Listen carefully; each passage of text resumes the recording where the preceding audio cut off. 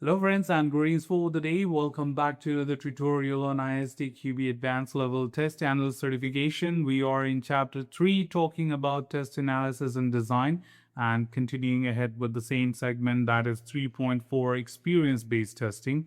And as a part of today's tutorial, we'll be talking about what is crowd testing and how the test analyst organizes and conducts the same.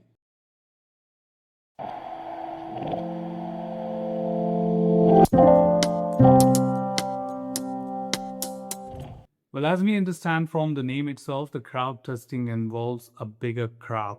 That means a lot of people participating into that, and certainly there would be multiple objectives of doing so.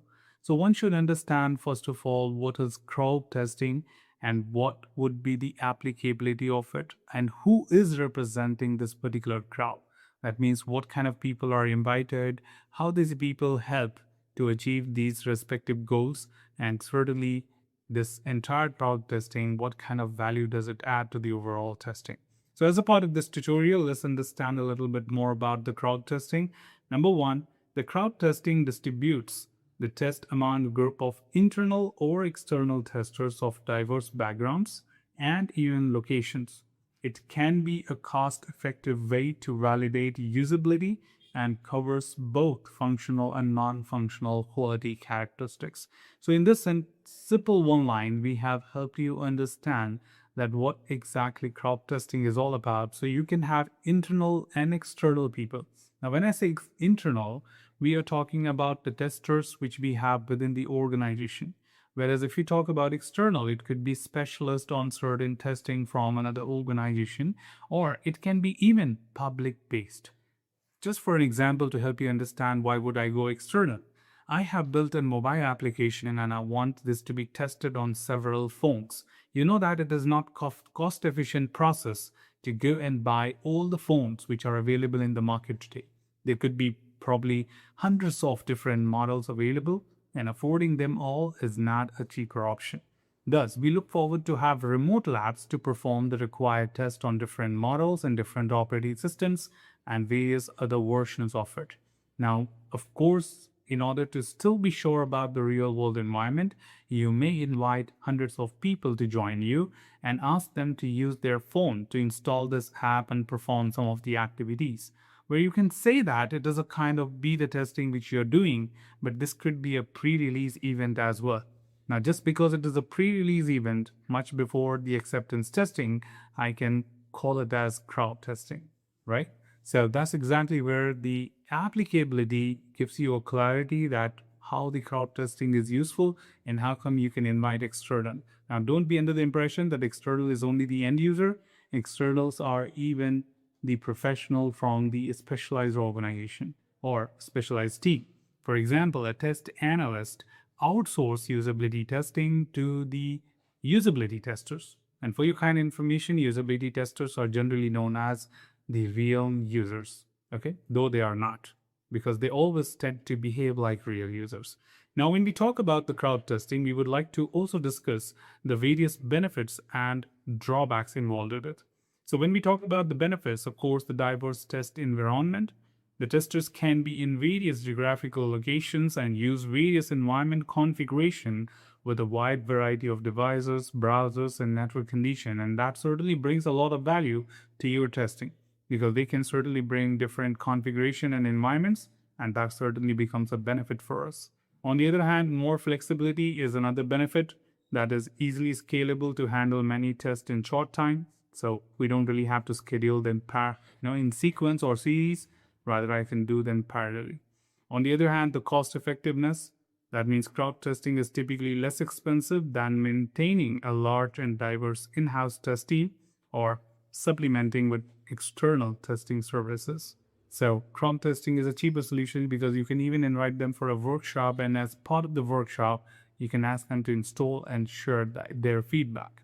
On the other hand, the rapid feedback, which becomes on the spot, the testers can provide quick feedback, helping to identify failures early, including the real user's perspective, because most of these are generally external or usability testers, right? Mostly in usability testing, we perform the crowd testing, and that is where we have the real user perspective. So testers can be actual users of the application and can better provide insights into its user experience and usability. Now, this can certainly be especially valuable in user acceptance testing too. Finally, the variability, because you get a wide variety of testers every time and they are not as repeatable. And while this happens, of course, it could be a limitation. It also results in wider coverage, which increases the chance of finding defects.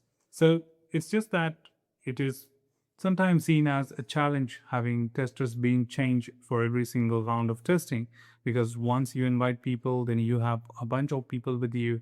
Next round of testing, you have different bunch of people, and the perception may change.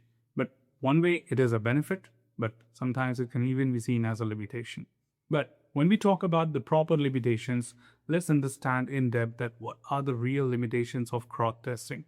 So when we talk about the limitations of crowd testing, there are a few things which we can talk about, that is unreliable quality of testing. For example, testing quality can vary significantly depending on the skills of the individual testers.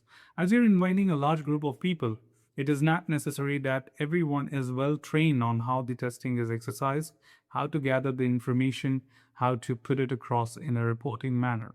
So formality, professionalism may lack here, okay? Because a random user can be a user, but may not be a good tester to understand the systematic approach of performing certain things. Also, communication challenges, sometimes coordinating with many testers from various locations with varying time zones, cultural differences, and even the language barriers can be challenging. Along with that, security becomes another concern. Sharing software with external testers poses data security and confidentiality risk. And I'm sure most of you must be thinking already about this, that if we are sharing an application with someone who is a real user, then aren't we talking about the loss of confidentiality and breach of all the confidential data? So of course, yes, that is seen as a limitation. Proper measures can mitigate these risks, allowing for the responsible use of crowd testing. So you may certainly make all the people who are participating in the crowd testing to undergo a non-disclosure agreement, or maybe making sure that it is defined in a particular confined premises and everything stays there. Okay.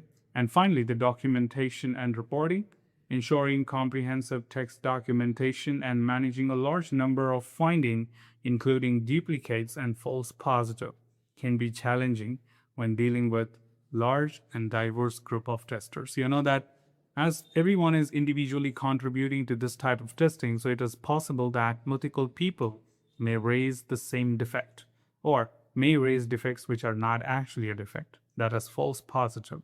So finding them in a large group of audience could be very time consuming and certainly taking a lot of effort. And that is where we want to talk about the limitation of the crowd testing, right? Finally, to end with, crowd testing is an approach that does not replace test analysts applying test technique, but can increase the coverage of diverse test environment, which in simple terms means one thing. That means crowd testing doesn't mean that my test analyst isn't capable of conducting it or any kind of test. It's just that we are multiplying the hands to do the job better. So let's not under-assume or over-assume any concept here, trying to understand that if it is done by multiple people, it would be of great help. So put together, that's your crowd testing, and now you know what exactly it does and how it gets applied.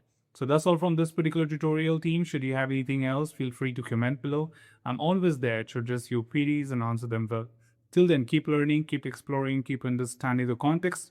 Thanks for watching the video, team, and happy learning.